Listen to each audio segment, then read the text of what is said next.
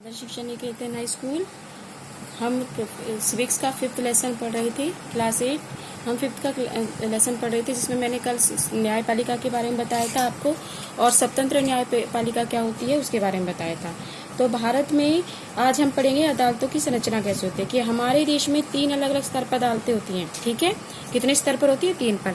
निचले स्तर पर बहुत सारी अदालतें होती है। सबसे जो ऊपरी स्तर पर जो केवल एक ही अदालत होती है, जिन अदालतों से लोगों का सबसे ज्यादा संबंध होता है, ताल्लुक होता है, वो अधीनस्थ न्यायालय यानी कि जिले के अंदर होती है। जैसे आपका यहाँ पर जिला है फरीदाबाद, तो आपकी जो अदालत है वो कहाँ पर है? फरीदाबाद में है। ये अदालतें आमतौर पर जिला या तहसील के स्तर पर किसी भी शहर में हो सकती हैं। ठीक है, जो प्रत्येक जो राज्य होता है वो जिलों में बटा होता है, और प्रत्येक जिले में क्या होता है? एक ही न्यायाधीश होता है। ठीक है, कि जैसे आपका हरियाणा राज्य है, तो आपके हरियाणा राज्य में जो राज्य है कई जिलों में बटा हुआ है, तो प्रत्येक जिले में एक ही जिला न्यायाधीश होगा।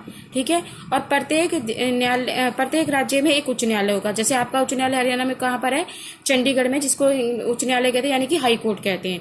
और उन सबके ऊपर एक होता है सर्वोच्च न्यायालय, जो सबका होता है। सर्वोच्च न्यायालय सबसे ऊपर होता है, जो कि आपका दिल्ली में स्थित है। ठीक है, देश के मुख्य न्यायाधीश जो है सर्वोच्च न्यायालय के मुखिया होते हैं। अब हम पढ़ेंगे इसमें कि क्या विभिन्न सत्रों की अदालतें एक दूसरे से ऊपर जुड़ी होती हैं। हमारे देश में इनका मतलब है कि हमारी जो ऊपरी अदालतों के फैसले की सारी अदालतों के मान्य होते हैं। ठीक है, इस एकीकरण को समझने के लिए अपील की व्यवस्था को देखा जा सकता है। अगर किसी एक व्यक्ति को ऐसा लगता है कि निचली अदालत दूसरे द्वारा दिया गया फैसला नहीं दे सकती, तो वह ऊपर की अदालतों में अपील कर सकता है। जैसे मान लीजिए आपका जिले में जो अदालत है वहां पर आपकी सुनवाई नहीं हुई, तो उसके बाद जो निचली अदालतों में नहीं हो, तो अपील जो है ऊपरी अदालतों में वो कर सकता है। अपील की व्यवस्था को समझने के लिए हम जैसे एक उदाहरण लेते हैं। अब इस उदाहरण को पढ़िए कि 1980 के फरवरी के महीने में लक्ष्मण कुमार यानी कि एक व्यक्ति का नाम है, जिसने 20 वर्षीय सुधा गोयल, एक लड़की से विवाह किया जिसका नाम है सुधा गोयल। वह दिल्ली में एक फ्लैट में रहते थे।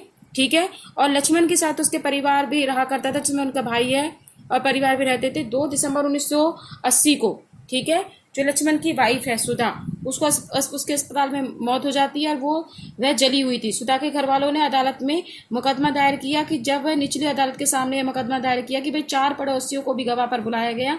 पड़ोसियों ने भी अपने बयान में ये कहा कि 1 दिसंबर की रात उन्होंने सुधा की चीख को सुना था, और मामला जानने के लिए वे बलपूर्वक लक्ष्मण के घर में घुसे। वहां उन्होंने देखा कि सुधा की साड़ी में आग की लपटें उठी हुई थी। उन्होंने सुधा को एक बोरे में कंबल में लपेटकर आग बुझाई। उन्होंने बताया कि उसकी सास शकुंतला, किसकी सास है?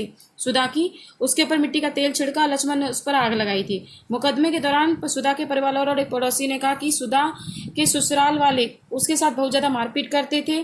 ठीक है, और उसकी दहेज की मांग करते थे। ठीक है, और अपने बचाव में लक्ष्मण और उसकी मां ने कहा कि सुधा दूध गर्म कर रही थी और उसकी साड़ी में आग लग गई।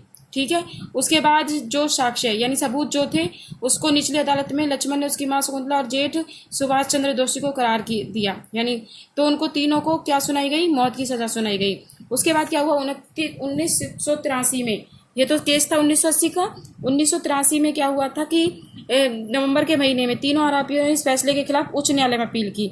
ठीक है, अब ये जिले में चल रहा था, अब उच्च न्यायालय में उन्होंने अपील करी, उन तीनों ने जिनको मौत की सजा सुनाई गई थी।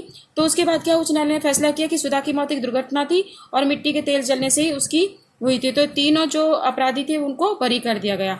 तो उसके बाद आते हैं कि भाई आपने 7वीं क्लास में 1980 के दशक में देश में महिला संगठन दहेज हत्या के खिलाफ आवाज उठा रहे थे।